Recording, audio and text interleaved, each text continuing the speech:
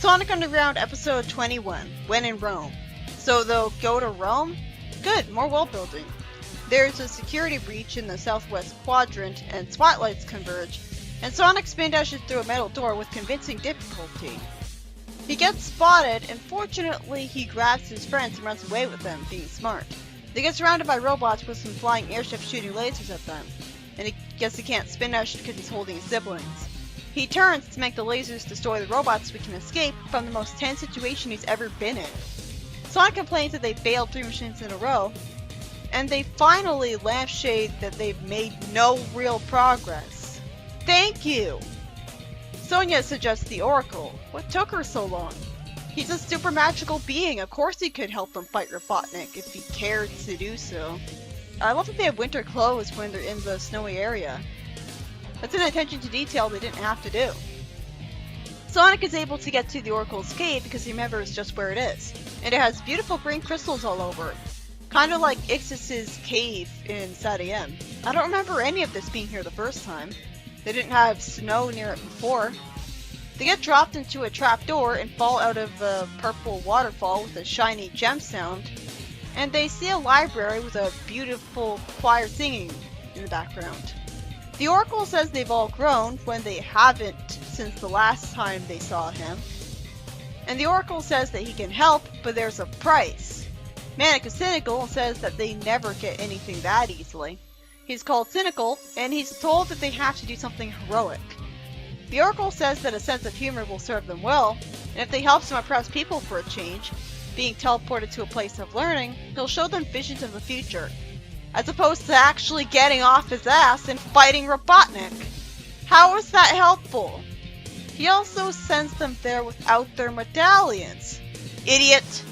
Does he want them to succeed or not? He could have gotten them killed. At least it'll be interesting to see an episode where they don't have overpowered medallions and they're separated from each other. Manic sees a robot dressed like a knight, and he sees a civilian being threatened by Dingo. Why is he here? Why are the heroes coincidentally just where the villains happen to be? Why? He saves the civilian and he's threatened by soldiers as a punishment for saving the civilian because Dingo is an utter moron. Sonia hides behind a pillar and a robot asks her what she's doing here. She says she's sightseeing and got separated from her group. Idiotically, she doesn't have her whirlwind power. That's stupid. So, oh wait, never mind. Sonic lost his speed, and he had that before he had his medallions. So the whole point of the test is to show the heroes how worthless they are without their special powers in general. They all get arrested for being without immigrant papers. Manic jumps on the floor with a bone, and Sonic picks up some wood. Why are these tools in that cell? Wouldn't it just be empty? That's convenient. Sonia says that if this place is anything like Robotropolis, they won't like music here. And when they try to stop them in their terrible song, they'll escape the cell because the cell door is open. Sleet is the Emperor, and Dingo brings in the hedgehogs for inspection, probably because of the song. Seriously, why the hell are people who look like Sleek and Dingo in ancient Rome of all places? And why are there swap bots here? Please tell me this is all just a dimension that the Oracle created for the sake of a test, because unless it's a parallel universe, this makes no sense. Sonic is brought to the dungeon by a robot, and Manic and Sonia are made Sleek servants on threat of Lion. I guess that's also part of the test? Why is he being singled out otherwise? Why does it have to be someone like Sleet? Was the show made on a budget and tried to have as little voice actors as possible? But the art is excellent. It's at the same quality as Sad-AM. It doesn't look overly cartoony like AOSDH. Sonic gets put in a cell where a centaur threatens him with an axe. Why is he singled out for the dungeon thing again? The axe narrowly misses him because Sonic got stupidly lucky. Or I guess that's part of the test too. And he's sprayed with steam. He says that the steam isn't a hit with the babes and ruins good hairstyles. He surprisingly is able to talk to him and reason with him about how to be cool for the ladies. Well, that's certainly a twist, but I expected the Minotaur to just be a monster, because that's the only way he was acting. Sonia then meets the daughter of the rightful emperor. The tyrants made her a slave and threw her father into a tower.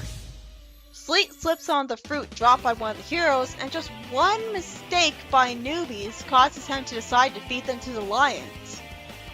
So how did the daughter survive for that long when he reacts like this, just one mistake? Is that all part of the test too? Meanwhile, Sonic wastes their time. The heroes are faced with lions, but at least they're given weapons, to make it kind of fair. Sonia gets excited about thinking ahead about how they can save the Emperor when they're being threatened by lions meanwhile. But apparently she already has a plan. It's something about Manic being able to pick locks. After Sonic teaches the Minotaur to talk, the cool part I can understand, but talking? Why didn't they talk before? I hope this whole episode is like a dream the Oracle's giving them, because otherwise this is stupid. It makes no sense. Manic lockpicks with a spear, opening up a gate, and Sonic walks with the Minotaur, and the Minotaur says based on a red flag that the Emperor's juggler is being fed to the lions. Well, that's why they're given spears. Because the lion could just bite it anyways. After Manic briefly panics, he succeeds and Sonia has a way out, so he closes the gate and escapes. I think you'd have to have a lockpick be a certain shape for it to work, like be narrow and long. It's less believable to lockpick with a spearhead. Coat hangers can do it, even my mom can do that. The heroes run into a green grassy maze, and out of nowhere, Dingo and a robot grab them. Sonic shows up with the Minotaur, so Dingo puts down the heroes, but he still sends robots after them. Why? Was them putting down the heroes also part of the test so they could do what? Why would you have the tests be so convenient for the heroes just for the sake of letting them prove their abilities when this is supposed to test how in the real world their natural abilities could help them? But in the real world, they're not going to have all these conveniences just for the sake of letting them prove themselves. Not to mention, in the real world, they're going to have the medallions anyway, so what's the point of this test? The Minotaur shocks the robots, because he can do that, apparently. That's cool. Manic lockpicks to open a door where they find the captured Emperor, whose capture made people lose the will to fight back. And we're just gonna pretend that this Roman Emperor is totally a good guy who would totally be a better alternative to Sleet. What Roman Emperor was good? Sonic announces to the citizens that their leader has returned. I guess Sleet didn't kill him because he wanted to be sadistic and have him be alive as a prisoner, but he should have killed him. That's what emperors who usurp other emperors do, to make sure there's no chance of them losing their title. To make sure that if they do die, it's not like the emperor they imprisoned will replace them. Their children will. Then the Minotaur tells the heroes that they've earned back their powers because they saved the day using their natural abilities.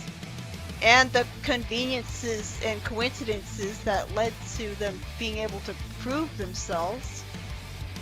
Seriously, why didn't Sleet throw all of the heroes into the cell with the Minotaur?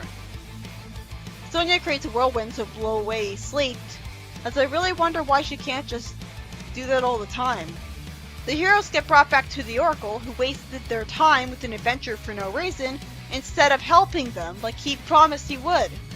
Sonic lampshades at asking what the point of this is.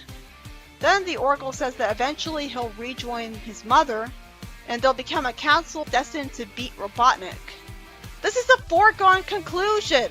He's not beating Robotnik by doing this. A vision of the future that would be actually useful is like a vision of Robotnik's future plan that they could have no way of knowing about otherwise, and then they go stop him.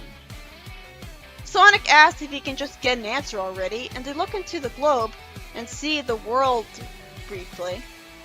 And it's a bunch of buildings with pretty lights.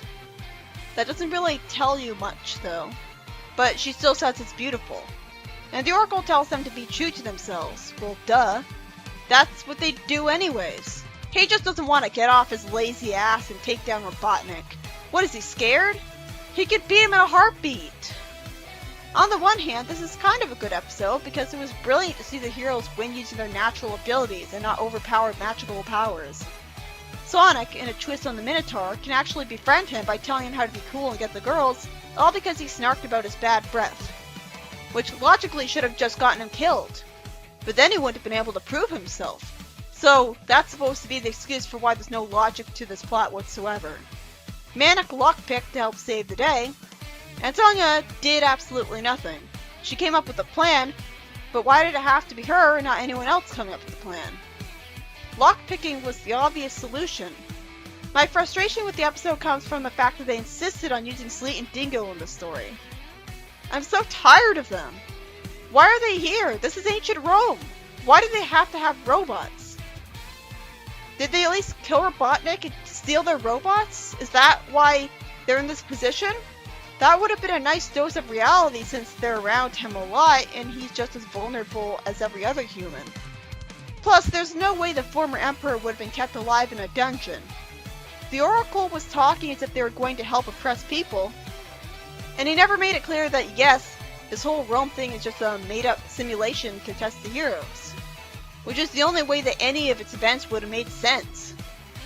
It just seems like the Minotaur is a test, because he's like a test being, and it gives them back their abilities for succeeding.